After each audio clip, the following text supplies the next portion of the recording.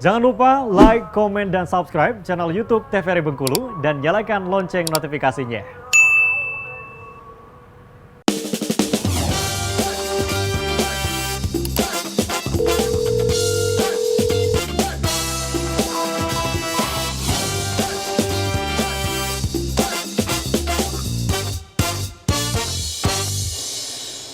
Baik, masih kembali pemirsa di rumah di Dokter Kita TVRI Bengkulu tentunya untuk di kesempatan hari ini, dan kita masih berbincang dengan tema kita mengenai hiperemesis gravidarum dengan Dokter Elsa Gempitasari dan juga Dokter Wenti. Nah, kita kembali ke Dokter Wenti lagi nih tadi ya untuk slide-nya berikutnya, belum ke Dokter Elsa ya. Nah, sebelum ke slide mungkin Dokter, kalau yang namanya morning sickness itu sama kayak ngidam nggak sih kalau orang-orang bilang, bukan ya? Bukan. Oh, bukan ya? Kalau ngidam itu kayaknya faktor lebih ke psikologisnya ya. gitu. Belum ada penelitian yang mengaitkan apakah hormon ini akan mempengaruhi ngidam. Tapi kalau morning sickness atau itu memang pengaruhnya dari hormon eratnya. Oke, baik. Nah, berarti kalau morning sickness juga sebagai tanda kita hamil atau iya nggak sih gitu loh? Iya, kalau dari peningkatan hormonalnya tadi itu merupakan salah satu tanda. Oke, itu udah, kalau udah morning sickness berarti udah positif hamil gitu ya kan? Kebalik. Kebalik. Kebalik. Jadi peningkatan HCG hormon tadi itu menandakan kehamilan. Gitu. Jadi kalau meningkat hormon rata-rata biasanya mual muntahnya akan lebih meningkat. Gitu. Oke, baik. Jadi bukan mual muntah jadinya tetap hamil, tapi yang memiliki hormon HCG itu yang dikatakan hamil. Dan itu yang menyebabkan mual muntah. Oke, baik. Nanti kalau ada yang mual muntah dibilang hamil lagi. Boleh, silakan Dokter. Jadi sebenarnya hiperemesis gravidarum ini ada juga kejadiannya walaupun tidak banyak ya pada ibu yang tidak hamil. Ya. Tapi ada juga? Ya. Jadi pada menopause misalnya. Jadi kita bahas itu namanya agak sedikit berbeda. Gitu ya. Nah jadi kadar hormon gonadotropin dalam darah mencapai puncak pada TM1 tadi, trimester 1 tadi. Oleh karena itu mual dan muntah lebih sering terjadi pada trimester pertama. Usia ibu merupakan faktor resiko dari HEG. Faktor resiko lainnya adalah jumlah gravida. Kenapa usia merupakan faktor resiko? Karena peningkatan hormon, kemudian batas kematangan psikologis tadi ya, itu juga mempengaruhi. Berhubungan dengan kondisi psikologis ibu hamil, di mana ibu hamil yang baru pertama kali mengalami kehamilan biasanya beresiko untuk lebih sedikit cemas atau khawatir, sehingga stresornya pun agak lebih besar daripada yang kehamilan kedua atau ketiga. Jadi kalau patofisiologinya bagaimana alur terjadinya HIG tadi? Yang secara pastinya penyebab utamanya belum diketahui dengan jelas. Cuman kalau kita terlibatkan dari hormon tadi akan menghambat motilitas lambung ya. Balik lagi tadi ya, kontraksi otot-otot polos lambung menyebabkan mual dan muntah. Peningkatan kadar HCG mengakibatkan perubahan atau gangguan dalam sistem pencernaan serta gangguan sistem imun. Itu juga bisa diduga sebagai pencetus infeksi ya. Bisa terjadi Helicobacter pylori selama kehamilan. Nah, jadi ini nih bahayanya tadi, apa yang bahaya dari HEG tadi ya. Jadi ketika terjadi HEG atau hiperemesis gravidarum tadi, cadangan karbohidrat dan lemak habis terpakai untuk keperluan energi karena asupannya sedikit, dia makan susah, yang keluar banyak ya. Kemudian akhirnya oksidasi lemak yang tidak sempurna terjadi ketosis ya. Kemudian kekurangan volume cairan yang diminum karena muntah berlebihan. Ketosis apa tuh? Boleh dijelaskan? Ketosis itu kayak yang kalau kita tandanya itu dari kencingnya, itu nanti terdapat keton atau protein. Kemudian biasa tandanya bau kayak telur. Gitu. Itu karena itu bukan sesuatu yang baik dalam tubuh. Gitu. Berarti itu dan itu merupakan salah satu tanda dehidrasi. Tanda. Baik, siap. Nah, dehidrasi sehingga cairan ekstraseluler dan plasma berkurang. Terjadi apa? Gangguan keseimbangan elektrolit. Balik lagi, dehidrasi. Dehidrasi yang berlebihan tentu akan mengancam jiwa.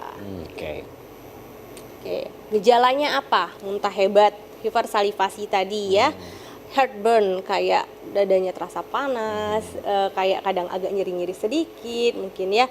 Kemudian dehidrasi, mulut berbau keton tadi ya. Kemudian berat badan pasti turun karena intake-nya kurang, tapi keluar terus muntah ya. Kemudian akhirnya keadaan umum menurun, bisa dengan demam ya, bisa juga gangguan cerebral, bisa penurunan kesadaran ya. Kalau kita cek di lab bisa hipokalemi, bisa asidosis ya. Oke, nah ini klasifikasinya. Jadi derajat pertama itu muntah terus-menerus. Kemudian ibu merasa lemah, nafsu makan tidak ada, berat badan menurun dan merasa sakit pada ulu hatinya mungkin ya. Nah, nadi meningkat bisa 100 kali per menit. Kemudian tekanan darahnya bisa turun, turgor kulit juga kurang. Pokoknya masih mengarah ke dehidrasi tapi belum terlalu parah. Oke. Kita lanjut ke derajat 2. Nah, derajat 2 ini lebih parahnya lagi. Dia lebih lemah, lebih apatis ya. Turgor kulitnya udah mulai lebih turun, lidah sudah mulai kering, kemudian berat badan sudah menurun, mata menjadi cekung, tensi turun, napas bau aseton, keton tadi ada di kencingnya ya. Derajat 3 apa yang terjadi? Biasanya sudah terjadi penurunan kesadaran. Kemudian ikterus kekuningan ya, ikterus makin berat, terdapat timbunan aseton makin tinggi, baunya makin pekat ya. Muntahnya sudah berhenti karena sudah tidak ada yang bisa dikeluarkan lagi, dia sudah dehidrasi berat. Nah, inilah yang kita takutkan terjadinya somnolen ataupun koma. Oke.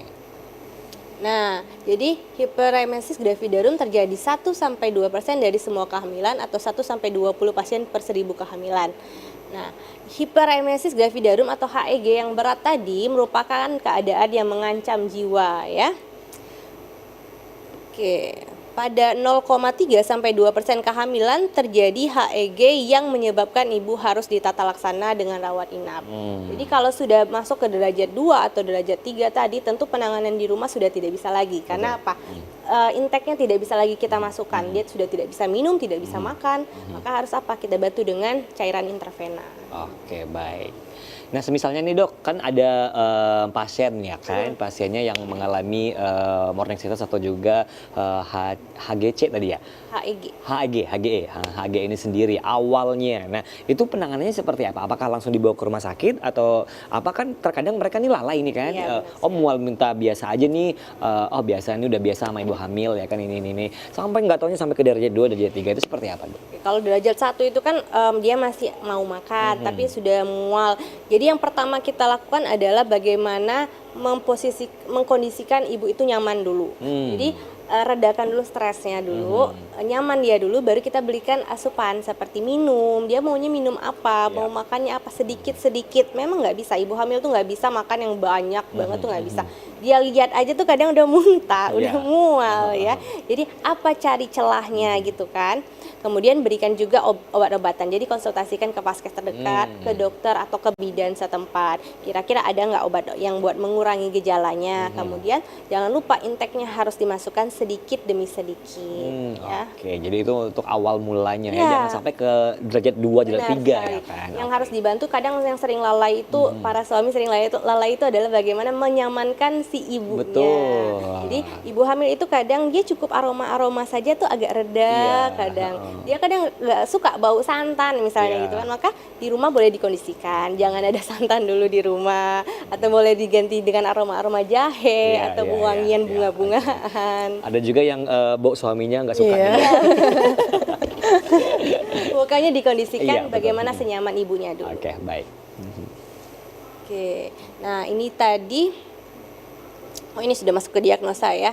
Jadi kalau klasifikasi nggak ada ya. Oke, jadi HEG ini juga bisa terjadi pada ibu-ibu yang menopause atau pramenopause. Benar sekali. Kenapa? Apa yang buat mereka dia mual muntahnya? Hormon. Jadi pada saat pramenopause terjadi perubahan hormon. Lagi-lagi hormonnya bisa mempengaruhi si ibu hamil, si ibu yang mau menopause tadi. Oke, berarti bukan karena ada janin di dalamnya. Bukan. Mual muntah itu ya. Bukan. Oh gitu. Tapi nggak banyak sih, Kes. Oke, baik. Sekitar itu. Pokoknya kalau yang HEG ini mual muntah yang berlebihan yang mengganggu aktivitas. Jadi kalau misalnya tidak mengganggu aktivitas dan tidak lebih sampai 8 kali itu masih kita bilang emesis gravidarum atau mual muntah pada saat kehamilan saja. Tidak ada hipernya. Oh, nggak ada hipernya. Ini kalau udah berlebihan ya. Ya, benar udah mengganggu aktivitas dan tidak bisa lagi beraktivitas, ini baru termasuk ke hipernya. Dan lagi-lagi ini multifaktorial ya Mas ya. Iya. Tidak hanya hormon tadi yang mempengaruhi, tapi stres, psikologis juga. Kemudian satu lagi, anatomi dari tubuh Betul. ibu hamil kan pasti berubah. Terjadi banyak sekali perubahan dan tentu saja ini sedikit sekali efeknya dari yang lainnya. Oke, baik, kita akan lanjutkan nanti tentunya untuk Dokter Wenti dan juga Dokter Elsa. Kita jeda iklan terlebih dahulu, tetap bersama kami di Dokter Kita TVRI Bengkulu, bersama kita sehat.